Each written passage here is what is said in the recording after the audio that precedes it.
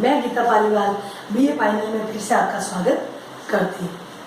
पहले हम पढ़ चुके हैं आदर्शवादी उपगम। उसमें हमने देखा कि आदर्शवादी विद्वान क्या कहता है, वो सिर्फ व्यवहारिकता नैतिकता पर बल दिया है कि हर देश व्यवहारिकता और नैतिकता रखेगा तो अंतर्राष्ट्रीय संबंध बनेंगे। लेकिन ये जब दूसरा विश्व युद्ध आते ही पता चल गया कि व्यवहारिकता काम की नहीं है, तो इसी के आदर्शवाद के विरोध में ही यथार्थवाद उपगम का उदय हुआ।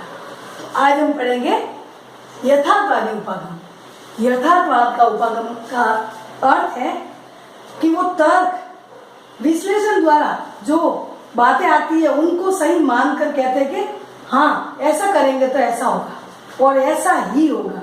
वो क्यों करते हैं कि पीछे की जो हिस्ट्री जो इतिहास में चल रही युद्ध वगैरह और किस तरीके से राजा एक दूसरे से संबंध रख रहे थे, साम दाम दंड भेद कैसे रख रहे थे और कैसा उसका परिणाम रहा, वो सब देखकर फिर बाद में आगे वो कहने लगे कि युद्ध द्वारा ही अंतर्राष्ट्रीय संबंध बन सकते हैं, व्यवहारिक और शांति द्वारा नहीं।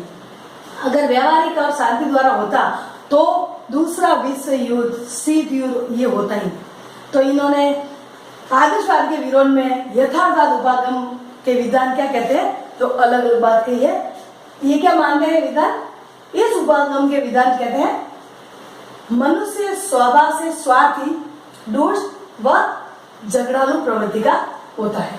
यानी यथार्थवाद ने माना कि मनुष्य स्वार्थी दुष्ट और झगड़ालू होता है। वो स्वभाव से वो हमेशा झगड़ालू होता है, अपनी शक्ति पाने के लिए अपने हित के लिए वो कुछ भी कर सकता है, दूसरों को धोखा दे सकता है, दूसरों को नीचे दिखा सकता है, दूसरों से लड़ाई कर सकता है। तो ऐसे मनुष्य में ऐसी प्रवृत्ति है तो एक देश दूसरे देशों के संबंध रखने के लिए अपने देश के हित के लिए वो स्वार्थी और झगड़ालू प्रवृत्ति का होगा और इसी कारण वो आगे वाला डरेगा, साम दाम दंड भेद उस हिसाब से वो अंतर्राष्ट्रीय संबंध बनाएगा और शक्ति के द्वारा संघर्ष द्वारा युद्ध के द्वारा वो संबंध बनाएगा। तो यही कहा कि मानव स्वभाव से ही झगड़ालू है तो वो कोई राज्य जो शासन भी वही करेगा, जो मनुष्य तो शासन करेगा तो उनका स्वभाव ऐसा है तो वो शांति से बैठ ही नहीं सकता। तो यथार्थवादी कह रहे हैं कि ये झगड़ालू है इसलिए दुष्ट है और स्वार्थी अपने स्वार्थ के लिए मनुष्य लड़ता रहेगा, इसलिए अंतर्राष्ट्रीय संबंध मनुष्य एक दूसरे से झगड़ालू या लड़ाई झगड़ा युद्ध करके ही अंतर्राष्ट्रीय संबंध बना सकता है। तो यथार्थवाद बिल्कुल ही गलत कह रहा है क्योंकि नैतिकता वहां चलेगी नहीं। दूसरी बात इन विद्वानों ने बताई है कि वह अपने हित के लिए लड़ता है और लड़ता रहेगा। यानी मनुष्य खुद के हित के लिए हमेशा लड़ता रहेगा, परिवार के लिए, अपने बच्चों के लिए, अपने हित के लिए वो कुछ भी कर सकेगा, वो गैर कानूनी काम भी कर सकता है। तो यही है कि एक देश अपने हित के लिए वो किसी भी तरीके से अपने हित के लिए वो लड़ सकता है, चाहे कानूनी हो चाहे गैर कानूनी। तो इसी से यथार्थवाद ने यही कहा कि मनुष्य हमेशा लड़ता रहेगा और लड़ता है और लड़ता रहेगा। तो एक देश दूसरे देशों से शक्ति पाने के लिए या अंतर्राष्ट्रीय संबंध बनाने के लिए वो पावरफुल बनना चाहता है और पावरफुल बनेगा या शक्ति उनके पास आएगी तो ऑटोमेटिक दूसरे देश उनके पक्ष में आ जाएंगे और उनसे अंतर्राष्ट्रीय संबंध रखेगा। एक गरीब है व्यक्ति का मान लो स्वभाव से वो लड़ता है लड़ता रहेगा, एक जो लड़ता नहीं बिल्कुल कमजोर है तो कोई साथ नहीं देगा, और जो शक्तिशाली कैसा भी मनुष्य हो उनका व्यवहार कैसा भी हो शक्तिशाली तो सब उनके पीछे चले जाएंगे। तो ऐसे ही उन्होंने यथार्थवाद ने कहा है कि मनुष्य लड़ता है लड़ता रहेगा। इसी तरीके से मनुष्य शासन करेगा तो एक देश दूसरे देशों से वो लड़ता रहेगा, अपनी शक्ति बढ़ाता रहेगा और युद्ध की घोषणा करता रहेगा, धमकी देता रहेगा ताकि दूसरे देश हमसे अच्छे संबंध बना सके। और बात बताइए, युद्ध होते हैं वह होते रहेंगे, इसे कोई नहीं रोक सकता। यानी यथार्थवाद विद्वानों का मानना है कि युद्ध जैसे प्रथम विश्व युद्ध 1914 से 18 तक ये युद्ध हुआ, उससे पहले भी देख लो आप, जब ये प्रथम विश्व युद्ध में बाद में विस्तारवादी नीति अपनाई इन्होंने, मुसोलिनी हिटलर, तो अपनी साम्राज्यवादी बढ़ाने के लिए अपना क्षेत्र बढ़ाने के लिए वो लड़ते ही रहे। तो ये है कि मनुष्य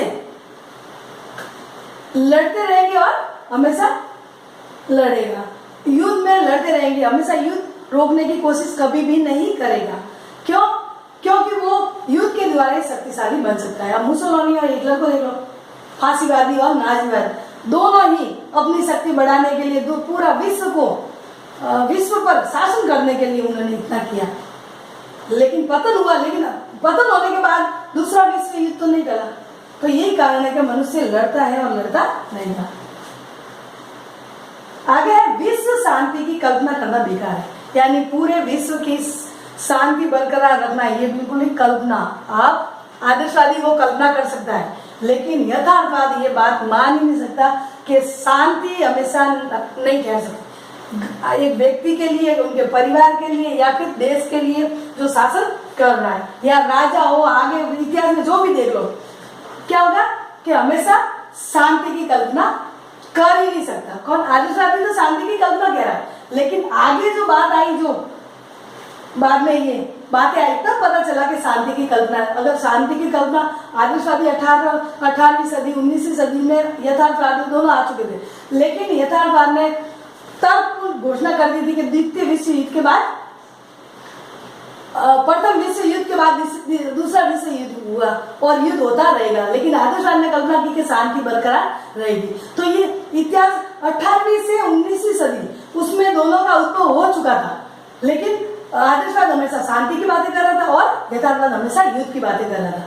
वो कह रहा शक्ति और युद्ध ही अंतरराष्ट्रीय संबंध बना सकते हैं और देश शक्तिशाली हो सकता है। तो ये सब बातें है कि शांति की कल्पना कर ही नहीं सकते, युद्ध होना जरूरी है। तो युद्ध हुआ, प्रथम 18वीं सदी में उनका उद्भव हो चुका था, लेकिन 19वीं सदी में प्रथम विश्व युद्ध हुआ। तो भी यथार्थवाद ने कहा कि नहीं, ऐसा देखो युद्ध हुआ, तो भी आदर्शवादी कह रहे नहीं, ये बाई चांस हो सकता है, लेकिन द्वितीय विश्व युद्ध वापस हुआ तो यथार्थवाद अपने बलबूते पर कहने लगे कि युद्ध होते ही रहेंगे। तो इनकी बात शांति बेकार है, इसके लिए क्या हुआ? 1920 में राष्ट्र संघ, एक संयुक्त राष्ट्र संघ, वो बाद में बना था, वो 1945 में बना था। और ये विश्व की सरकार, वही कहा जाता है कि सब देशों के बातें सुनेगा, उनका फैसला लेगा। तो 1920 में राष्ट्रीय संघ बना, 20 में 14 से 18 तक प्रथम विश्व युद्ध समाप्त हुआ और द्वितीय विश्व युद्ध 1939 से 45। तो 1920 में राष्ट्रीय संघ बना, लेकिन दूसरे विश्व युद्ध में ही भस्म हो गया। यानी अगर राष्ट्रीय संघ, आदर्शवादी ने राष्ट्रीय संघ की स्थापना की, उन्होंने कहा कि देखो राष्ट्रीय संघ बनेगा और सब लोगों के व्यवहार, नैतिकता सामने आएगी और सब अपने अच्छे से काम करेगा और अंतर्राष्ट्रीय संबंध, पूरा विश्व एक होकर रहेगा। और ये सरकार जो भी कोई ऐसा शक्ति अपने बताने की कोशिश करेगा, वो राष्ट्रीय संघ उनको सजा देगा। लेकिन जैसे ही इनका भस्म हो गया, कैसे? दूसरा विश्व युद्ध 1939 से 45 तक, दूसरा विश्व युद्ध आते ही मान लिया गया कि यथार्थवाद सही कह रहा था। तो ये है कि जिस प्रकार लोग आपस में लड़ते हैं, राज्य भी लड़ते रहेंगे, इसलिए युद्ध अटल है। यानी यथार्थवाद ने पूरा फैक्ट कह दिया कि दूसरा विश्व, ये राष्ट्रीय संघ भी कोई काम का नहीं। अगर होता तो आदर्शवाद का समर्थन होता और युद्ध होता नहीं, लेकिन दूसरा विश्व होते ही ये भस्म हो गया। तो इसका मतलब साफ साफ यथार्थवाद कह रहा है कि युद्ध के बिना अंतर्राष्ट्रीय संबंध बन नहीं सकते और युद्ध के बलबूते पर ही लोग अपने देश से जुड़ेंगे और अंतर्राष्ट्रीय संबंध बनाएंगे, चाहे किसी भी क्षेत्र में, आर्थिक, सामाजिक, राजनीतिक, सैनिक और तकनीकी क्षेत्र में। पहले भी शीत युद्ध में पता है 2 भागों में बांटे थे। तो कोई दूसरे पूंजीवादी गुट में अमेरिका में गया, कोई साम्यवादी गुट में सोवियत संघ में गया। भारत ने गुट निरपेक्षता की नीति अपनाई। तो वो सब क्या था, जैसा गुट बड़ा शक्तिशाली देखे देश वहां चले गए, उधर शक्तिशाली देखा साम्य तो उधर चले गए। किस लिए? कि ये हमारे ऊपर कोई आक्रमण करेगा तो ये देश दोनों हमारे रक्षा कर सकता है। इसके बारे में मैकियावेली ने कहा है कि मैकियावेली ने बात कही है, ये भी यथार्थवाद का समर्थक था। तो मैकियावेली ने बात कही कि मनुष्य शस्त्र, धन एवं रोटी, युद्ध की शक्ति, यानी ये चारों चीजें पाने के लिए युद्ध ही इनको शक्ति प्राप्त कर सकता है। लेकिन इन मैकियावेली ने यह भी बात कही कि मनुष्य और शस्त्र ये दोनों मोस्ट इंपोर्टेंट है। इनके द्वारा ही युद्ध और शक्ति प्राप्त की जा सकती है। जैसे कि मनुष्य और शस्त्र, धन और रोटी प्राप्त कर सकते हैं। किसके बलबूते पर? मनुष्य अपनी शक्ति के तो शस्त्र लेकर और ये दोनों चीजें प्राप्त कर सकते हैं, लेकिन धन और रोटी वो मनुष्य और शस्त्र प्राप्त नहीं कर सकते, क्योंकि उनके पास शक्ति नहीं है। धन है और रोटी है, और मनुष्य की शक्ति शस्त्र है तो ये दोनों प्राप्त कर सकते हैं। तो कहना मतलब मैकियावेली भी कह रहा है कि यथार्थवादी जहाँ शक्ति होगी तो हर चीज, धन भी कमा लेगा वो और रोटी भी कमा लेगा, लेकिन शक्ति नहीं है तो न तो उनको, मनुष्य है शक्ति शस्त्र नहीं है तो रोटी, न तो धन मिलेगी न रोटी मिलेगी। तो ये बात कही है यथार्थवाद उपक्रम में। आगे क्या क्या विचारकों ने बात कही है या विद्वानों ने क्या क्या बात कही यथार्थवाद के पक्ष में, वो पढ़ेंगे, फिर यथार्थवाद की आलोचना है। ठीक है बच्चों, कल पढ़ेंगे हम यथार्थवाद के जो और लोगों ने या और विद्वानों ने क्या क्या बात कही। बाय बेटा।